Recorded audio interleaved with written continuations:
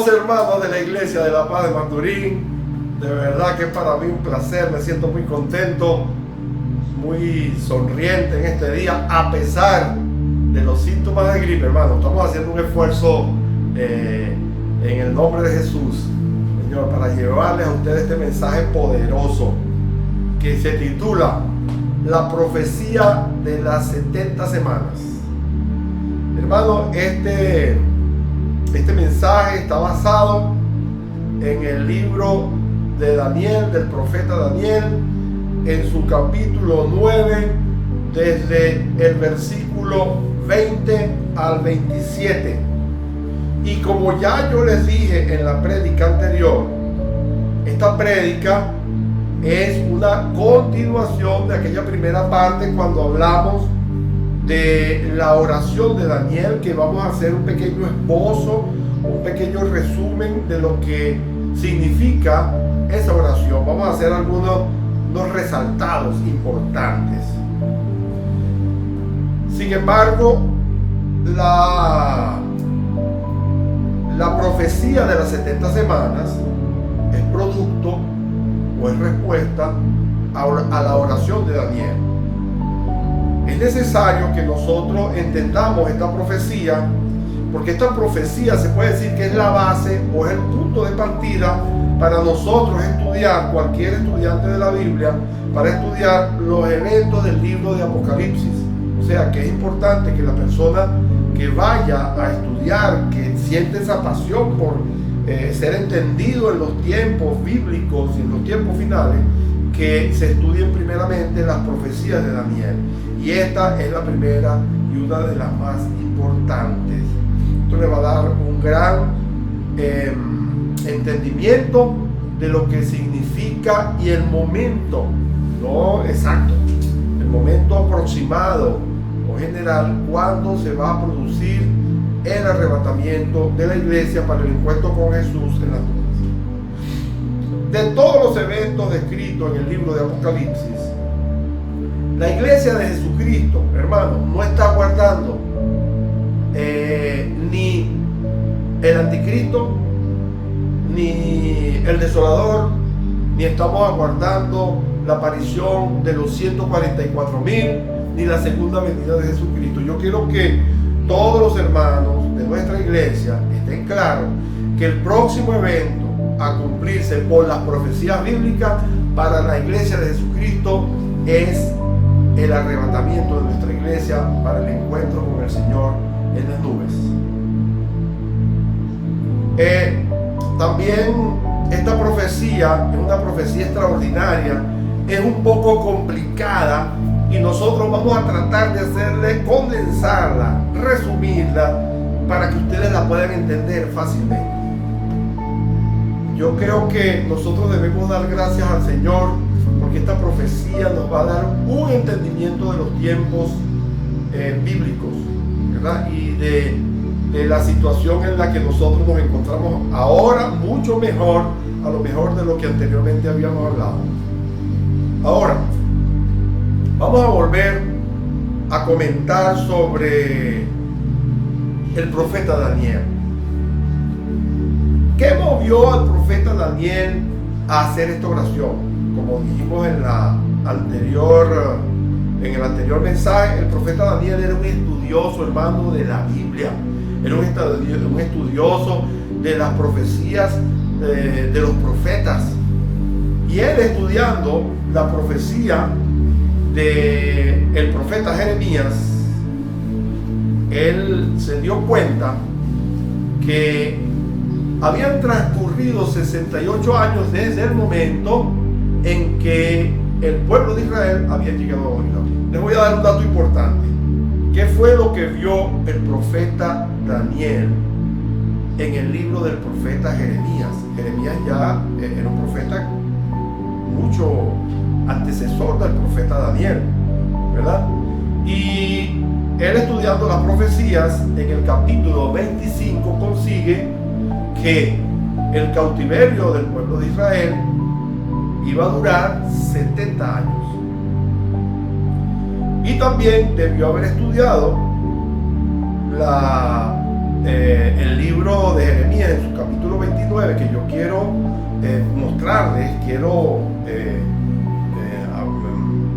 leer esta palabra, Jeremías 29, desde el versículo 10 al versículo 14, para yo demostrarles la fidelidad de Dios. Hermano, Dios es fiel. Aunque nosotros seamos infieles, Dios continúa siendo fiel con nosotros y Él cumple lo que promete. Y Él prometió que el exilio babilónico duraría 70 años. Pero aquí fue una de las cosas que motivó al profeta Daniel para orar por su pueblo, para iniciar, fue que el Señor colocó en él, por medio de esta palabra que voy a leer, el deseo de orar por su pueblo. Además de que él veía que en las circunstancias políticas de los gobernantes de aquella época, del imperio medo-persa, no se nombraba nada. Pero mis hermanos, el Señor es fiel. Y lo voy a leer. Jeremías capítulo 29, versículos del 10 al 14. Dice así la palabra: porque así dice Jehová, cuando en Babilonia se cumplieron los 70 años,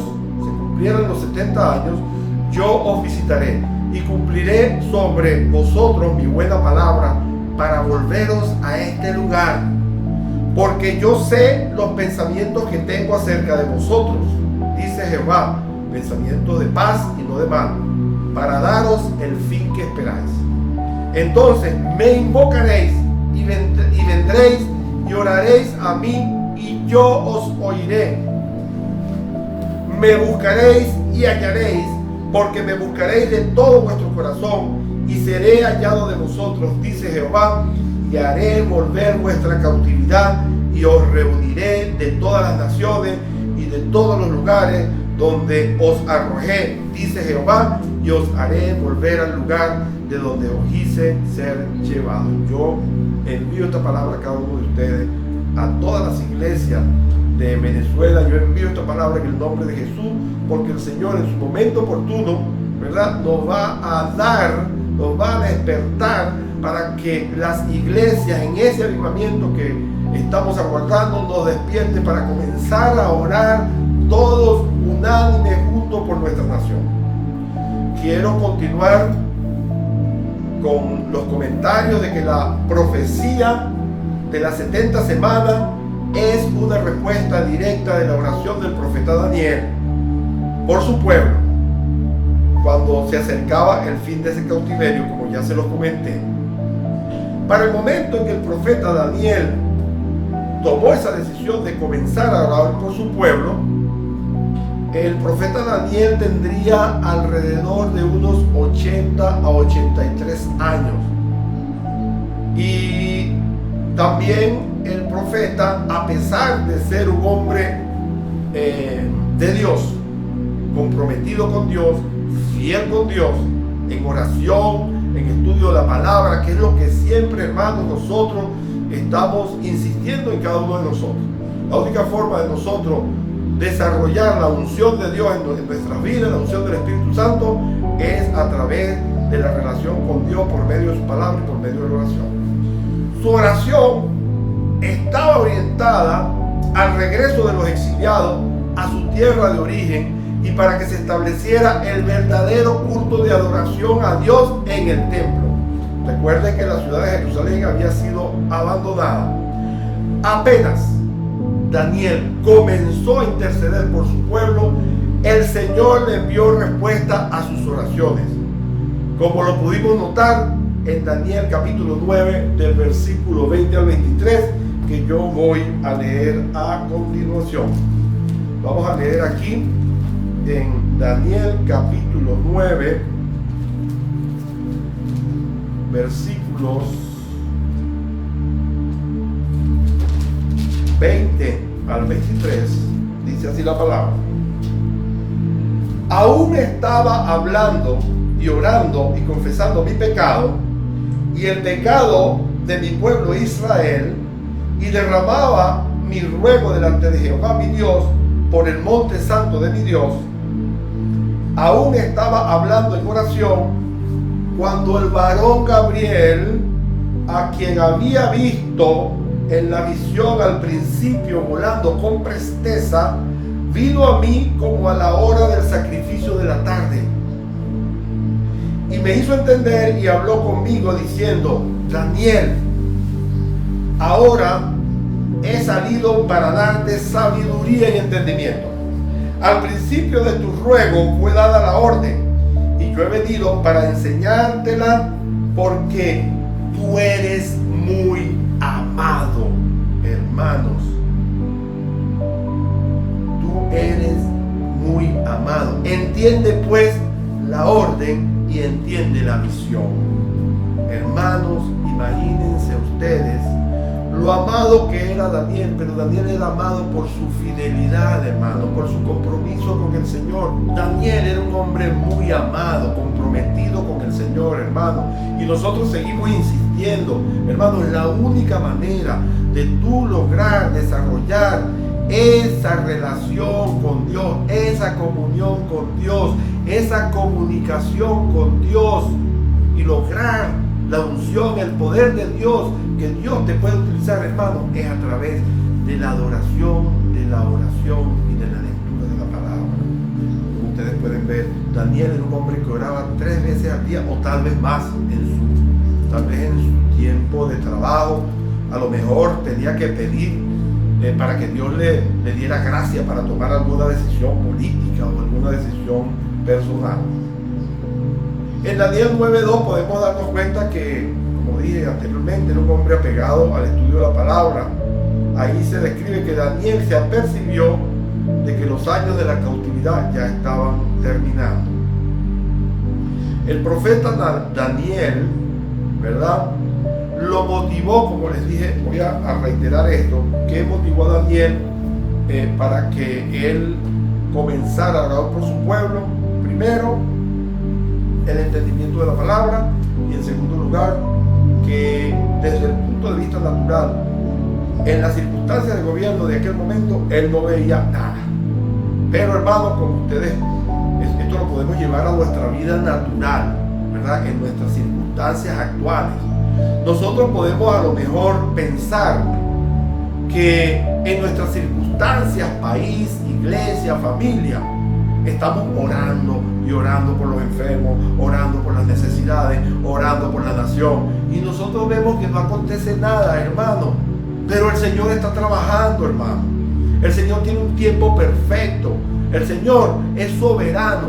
Él sabe si a nosotros nos conviene o no ese pedido de oración. Sin embargo, aunque oremos conforme a su voluntad, Él sabe el tiempo. En el tiempo de Dios, Él va a responder. Entonces, no nos desanimemos. Yo quiero ahora, a continuación, leer el contenido de la profecía de las 70 semanas, del versículo 24 al versículo 29, y dar una ligera explicación. Vamos con la lectura de la palabra. 70 semanas están determinadas sobre tu pueblo y sobre tu santa ciudad, para terminar la prevaricación y poner fin al pecado y expiar la iniquidad, para traer la justicia perdurable y sellar la visión y ungir al santo de los santos. Hago este énfasis aquí con todo propósito. Sabe pues y entiende que desde la salida de la orden para restaurar y edificar a Jerusalén, el Mesías príncipe, énfasis, habrá 7 semanas y 72 semanas. Se volverá a edificar la plaza y el muro en tiempos angustiosos. Y después de las 62 semanas, de las 62 semanas, se quitará la vida al Mesías, mas no por sí.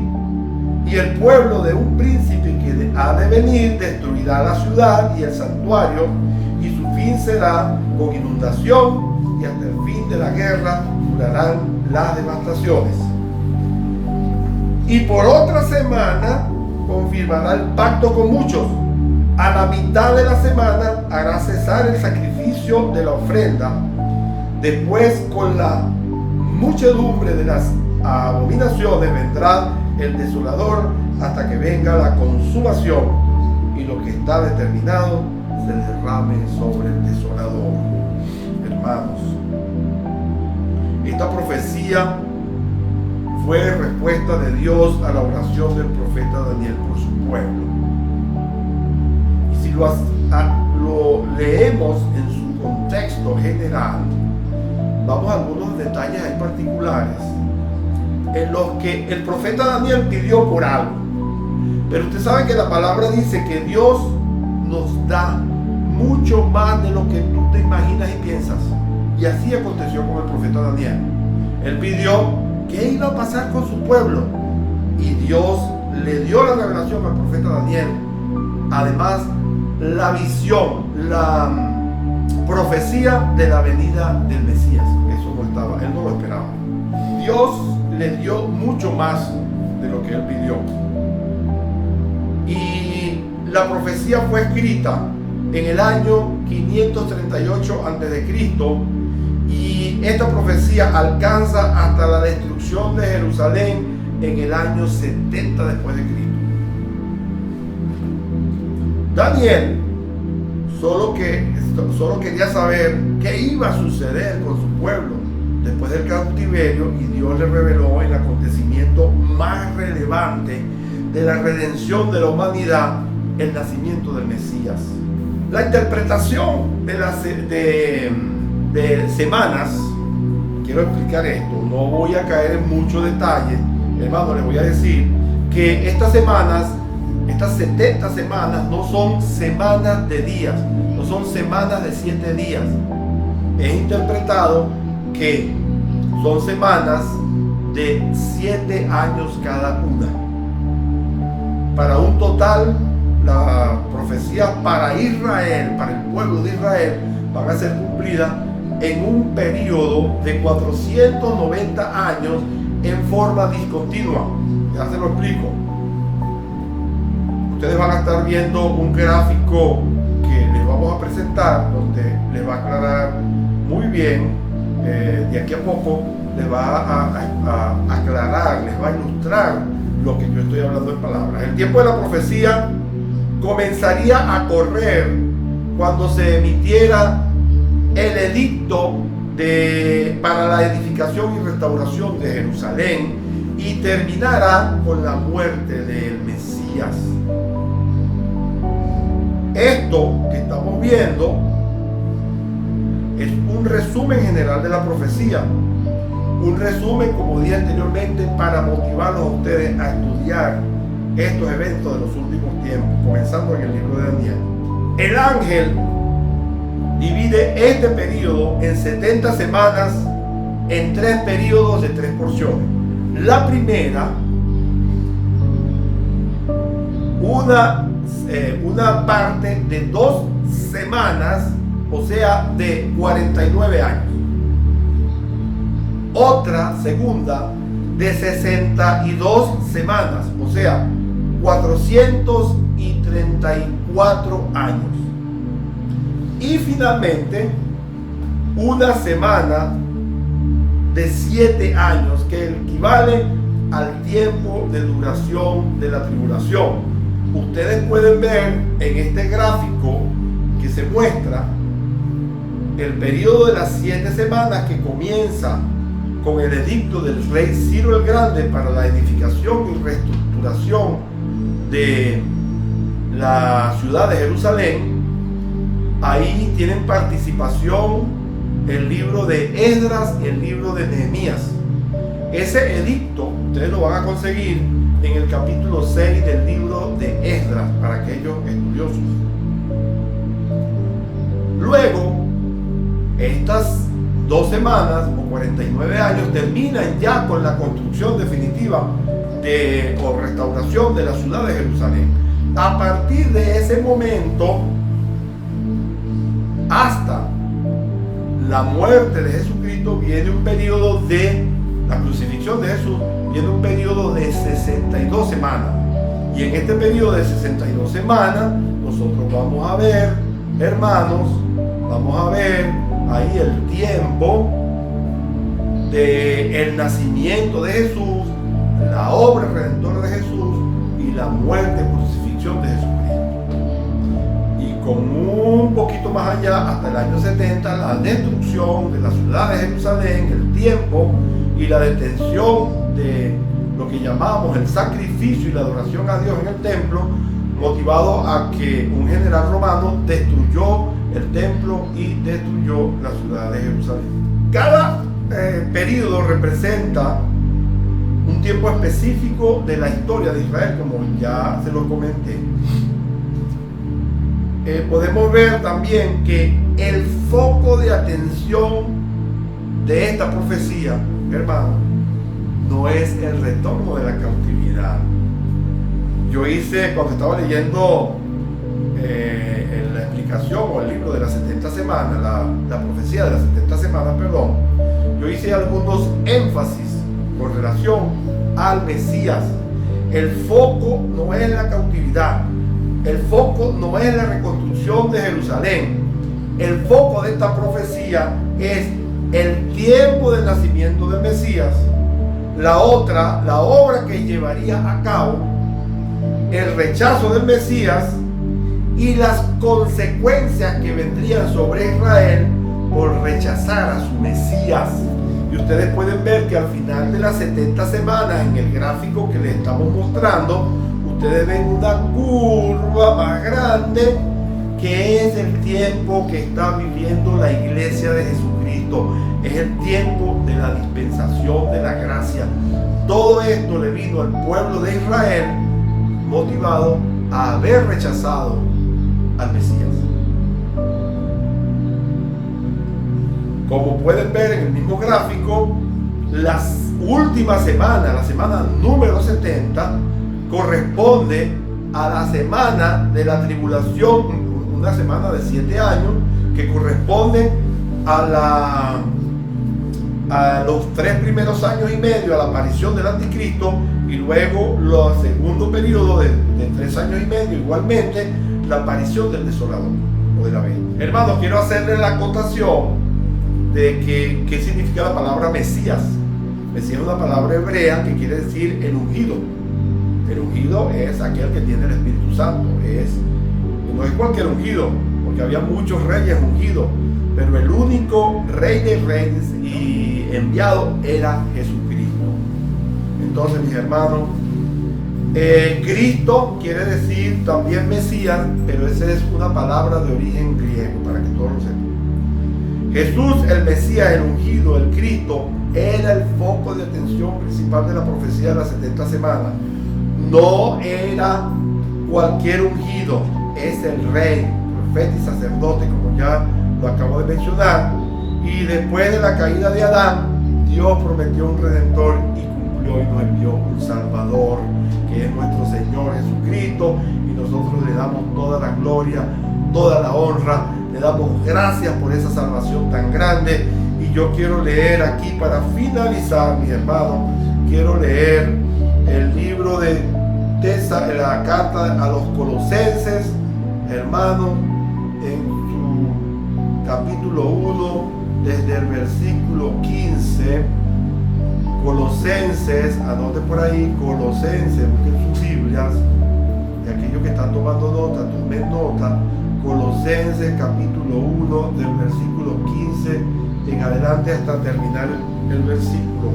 Vamos a leer lo que la Biblia habla. El apóstol Pablo en esta carta habla del Cristo, el cual es la imagen del Dios invisible, el primogénito de toda criatura, porque por él fueron creadas todas las cosas, las que hay en el cielo y las que hay en la tierra, visibles e invisibles, sean tronos, sean dominios, sean principados, sean potestades.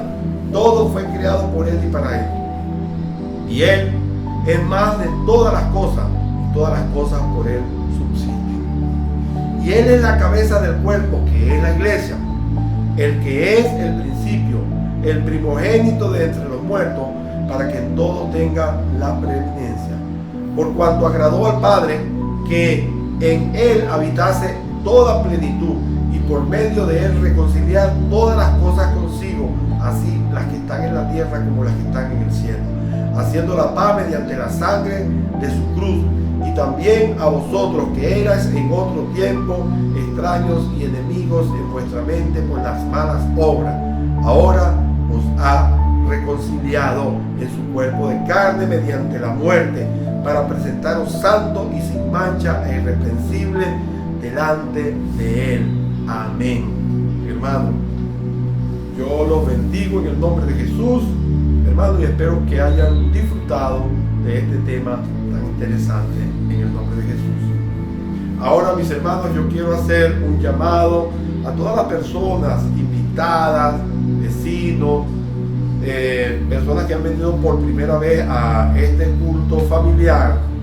Yo quisiera que todos se colocaran de pie. Y si, hermano, tú estás interesado en recibir la bendición de Jesucristo, recibir la salvación y la vida eterna, yo quiero que ustedes me acompañen con esta oración. Repita conmigo. Yo creo que Jesucristo es el Hijo de Dios y que nació y fue crucificado para perdón de nuestros pecados. Yo abro mi corazón y recibo a Jesucristo como mi Señor y Salvador personal. Te pido, Señor Jesús, que escribas mi nombre en el libro de la vida del cielo y perdones todos nuestros pecados. Si hiciste esta oración, has recibido el milagro del nuevo nacimiento en el nombre de Jesús. Amén.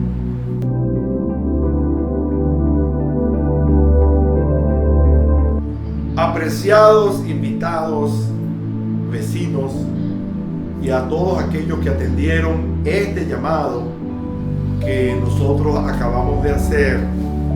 Si tú hiciste esta oración, yo te recomiendo que hables con el líder de la familia, el dueño de la familia, o líder de célula, o líder del altar familiar, y le preguntes cuál es el siguiente paso después de tú hacer la siguiente oración.